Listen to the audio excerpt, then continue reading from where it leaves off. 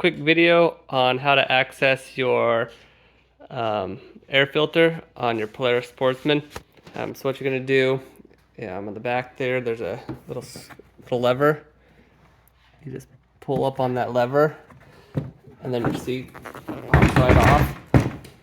And then your air filter is underneath this box. So you just pull these back. Pretty straightforward. But then these ones, they're a little bit tougher. They didn't design it right. This piece right here gets in the way. So when you get to this part, you got to kind of just pull it out from underneath there. It takes just a little bit of wiggling, and it should pop right out. Sorry, it's a little bit harder with one hand. All right, sorry, I had to put it down. So you take that out, and then this can just pull right off. It's got a little breather tube on it.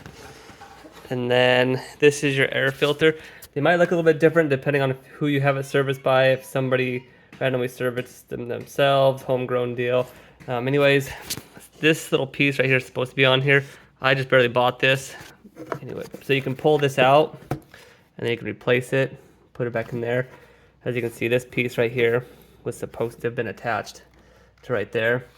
And then when you go to replace it, all you do is put your new one in, whatever you decided to get, you get it, and push it on there. You want to push it over that little lip, and then you just put your breather tube back in. There's a little screw for it up here. Let me show you real fast. A little groove right here where it goes.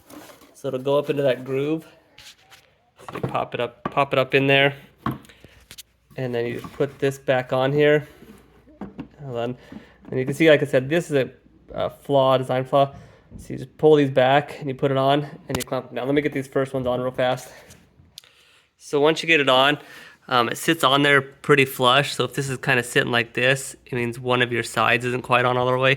So push it down, and all you do is just click these back onto the top. That's how you can check and or replace your air filter.